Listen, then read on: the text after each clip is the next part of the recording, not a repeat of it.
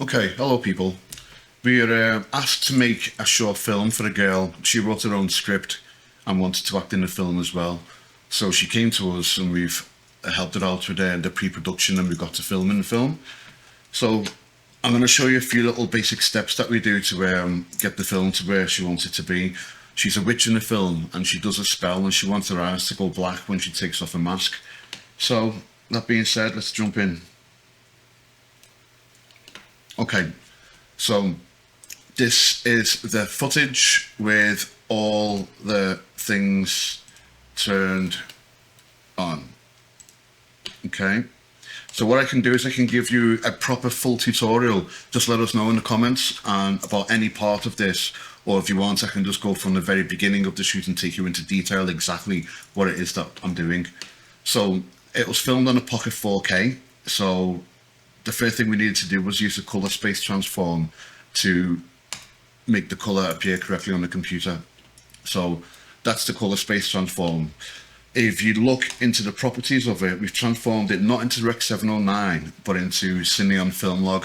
Rec 709 is the color space that's used for phones and TVs and internet and stuff, your regular normal everyday color space that we all watch. But I've changed it into Cineon Film Log because there are some LUTs, some color profiles, lookup tables that came with DaVinci Resolve that are for emulating the film look. So I want to use one of those today. So these only work with a gamma of a Cineon Film Log. So I've had to transform it into that. So once it's done into that, next to it, I put the LUT itself. The LUT itself, bang, looks beautiful, really nice. Colors are popping, everything's really nice. So with the Pocket 4K, you would think that I would film in 4K, but I filmed this one in 2.6K, and the reason being I filmed it in 2.6K is because most people use a speed booster with their Pocket 4Ks, either it's a 0.71 or the 0.65, I think, or 62, but I used the 0.58. Now that wasn't specifically made for the Pocket 4K, it was made for the original Blackmagic camera, the old one that used to shoot in 1080p. The sensor was a Super 16, it was much smaller, so the speed booster for that made it a hell of a lot wider. So if you use that, which actually fits perfectly, the flange distance is exactly the same for the Pocket 4K, but if you use that for the 4K, you get a massively enhanced field of view. The only problem is, if you use a full frame lens, you get a huge amount of barrel distortion on the edges. It's warping of the actual picture. You can punch into it in post, and if you do that, you'll reduce your resolution from 4K to about 3.5K. It's useful because it's still a hell of a lot wider than the other speed boosters and wider than the actual Pocket 4K with no speed booster. But the great thing is that you can use 2.7K. I say 2.7K because it's 2.688, and what's 2.68 rounded up? Thank you, 2.7. So film at 2.7K with this speed booster gives you a field of view of approximately Super 35 size. I think the crop when it goes into the sensor to 2.7 is 2.98 or something crazy like that. So it's really close up. So using a speed booster, I could get to come out and get a larger field of view. So this is filmed in 2.7K. But even at 2.7K, as you can see, it is tack sharp. It's so detailed, and I haven't used any sharpness whatsoever. So what I've done is I've put on a little mask around here. See if I can let you see the mask. It's been acting up on me lately. No, I cannot. Okay. So I put a mask on her face, and I've tracked the movements to make sure it carries on sticking to her face as she moves. And I've reduced the mid-tone detail to, where are we? Minus 50. That seems to be the sweet spot for me. You can do it a hell of a lot more, but it becomes a lot more blurry, as you can see. You can do it right up and you can make it turn into a real witch. But no, we're going to flatter this pretty young girl and we're going to call it minus 50. Okay. The makeup's good, but I wanted it to be a little more blended. So there's a OFX plugin called Face Refinement that I've applied to her face here, which, as you can see, makes the mask a little bit smoother, yet it doesn't seem to destroy the clarity. I've then gone to the first node and I've dialed in the look exactly what I wanted with the levels of the lift, gamma and gain. So I've got it a lot darker there because she's actually sitting in a dark room as she does this spell. And then afterwards, I've applied some more changes.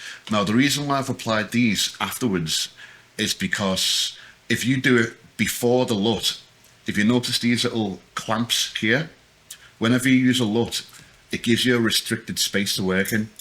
So anything that exceeds the space either above or beneath gets cut off. So, for example, if I want to drop the shadows before the LUT, you will see that the clamping marks here, it won't go any lower. So you have to do that afterwards. And then once I do it afterwards, I can effectively move the whole image wherever I want. Okay, so the next stage, once I'm happy with that, bear in mind I have making a copy of that section.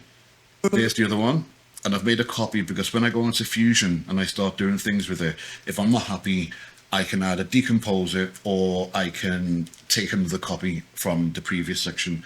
So what happens is I'm ready to do the actual Fusion work on it now to make the eyes black. But if I go into Fusion, it gives you the flat footage I got from the camera. So what that is it tells me that the color grading is happening after the Fusion. So whatever effect I put on the Fusion, if I make your eyes black and say, for example, if I put a hint of red there, when I go back into the color or the edit tab, then it'll then be subject to the color grading I've applied to the whole file. So that little hint of red might be lost, or the eyes could be super black, or a whole host of possibilities. So the way you can get around that and to work in Fusion with the file that you actually want and the end result that you want is to go back into the edit tab, highlight, right click, and then go to new compound clip. Let's call this black eyes, for example. Okay, now it's just compounded that, so all the color grading and everything that I've done, it's sort of temporarily baked it in.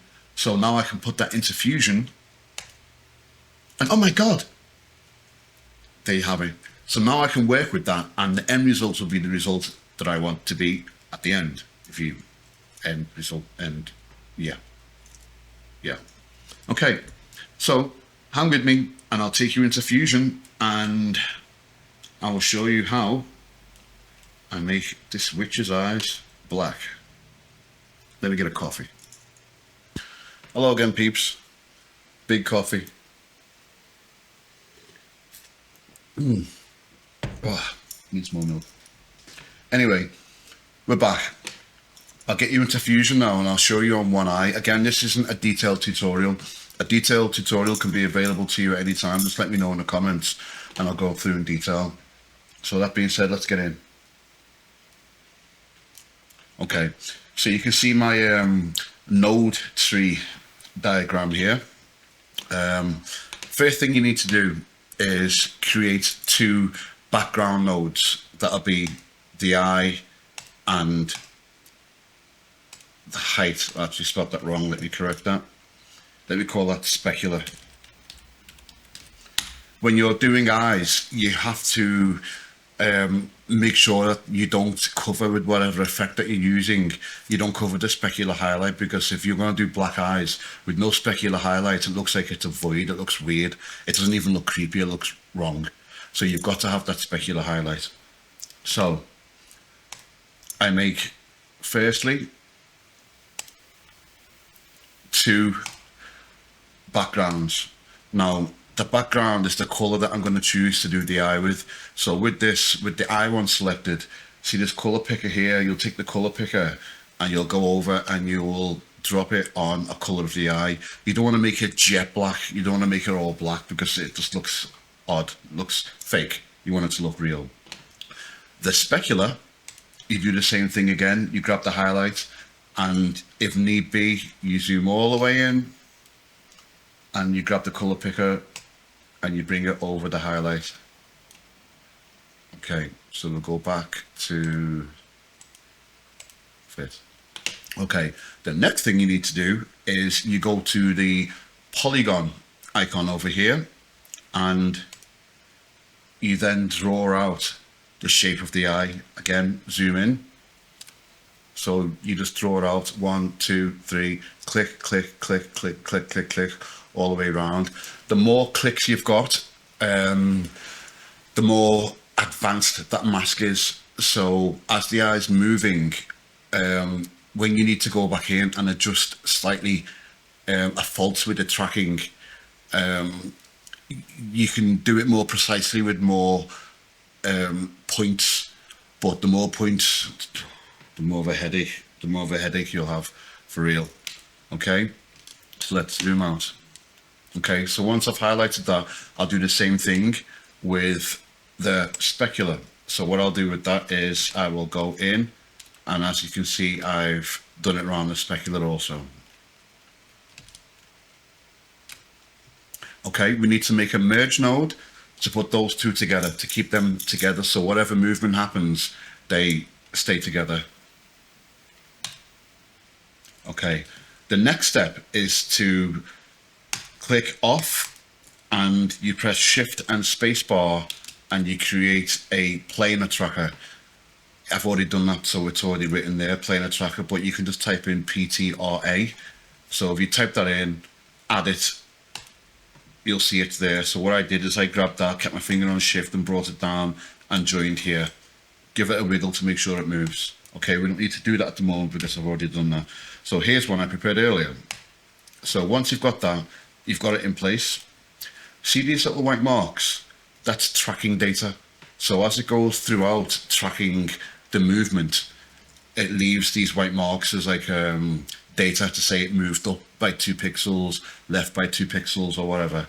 So once you've got that selected, I always go to, it starts off on point, but I go to hybrid point area and I go from perspective, what it usually starts with, to translation, rotation and scale. That works all the time better for me.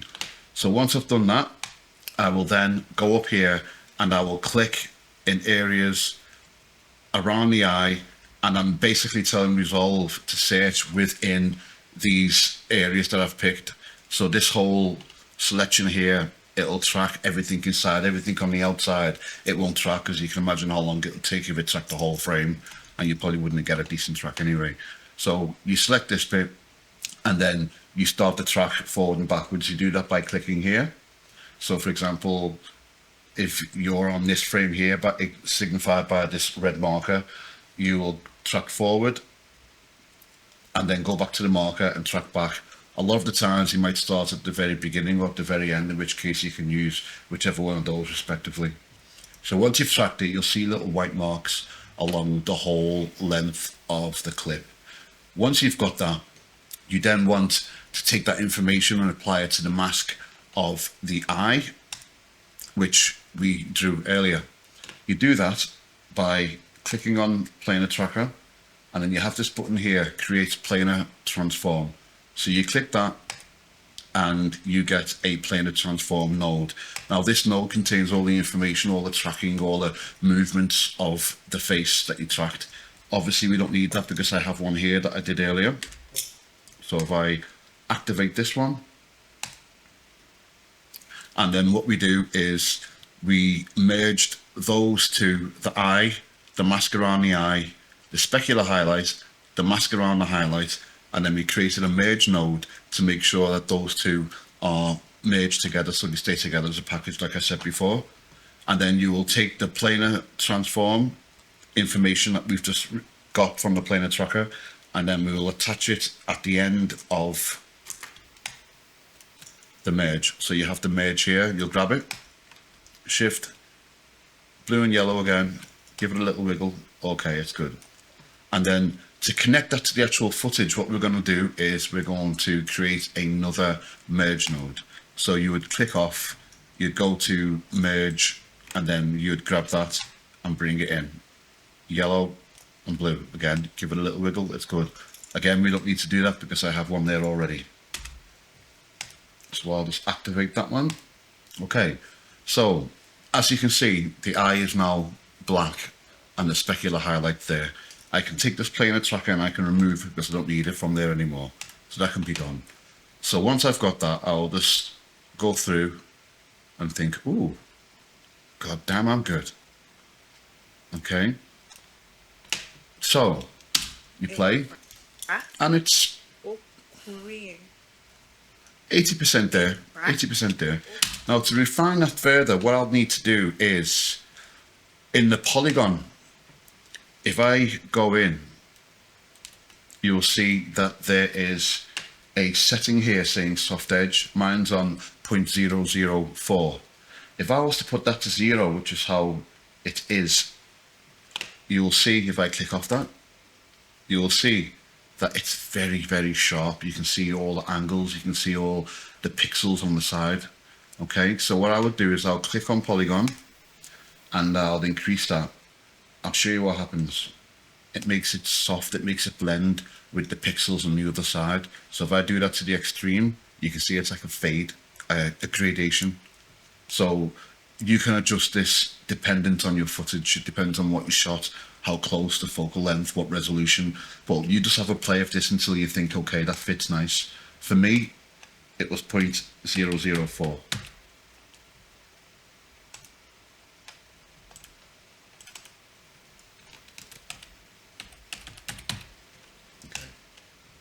Click off. And same again for the specular. You can see the specular is 0.0039. Again, if I put that all the way down, it's really harsh. So if I turn that back up again, 0.0039, it's nice and blended out. Okay, so if I zoom all the way out,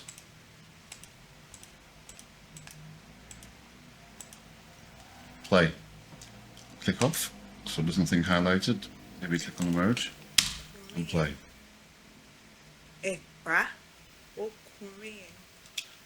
And I would basically do exactly the same thing for the other eye. Okay, thank you very much for allowing me to demonstrate how I make a person's eyes black. Again, if there's anything that you're unsure about, let us know in the comments. If you want a tutorial, let us know in the comments. I will be showing you all the processes that I do to go through this film, and I will link the film once it's completed onto the channel, so be sure to keep watch. Perhaps you could press the subscribe button and you'll be notified when the film's available to watch. On that note, peace. Thank you.